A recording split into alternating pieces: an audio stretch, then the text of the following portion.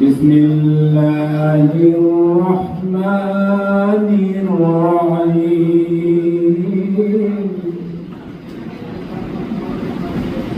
ألم نشرح لك صدرك ووضعنا عنك وزرك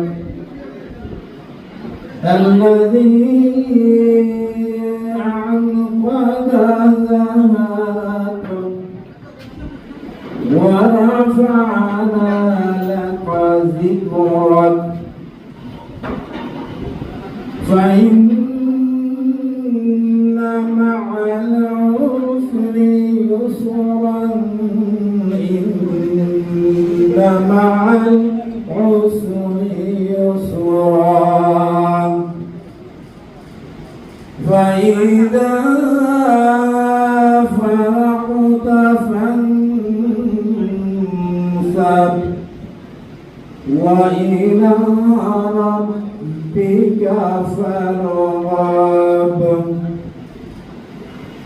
পরম করুণাময় অতি দয়ালু আল্লাহর নামে শুরু করছে।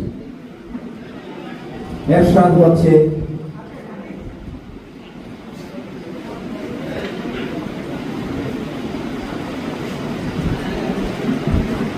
আমি তো তোমার বক্ষকে প্রশস্ত করে দেইনি,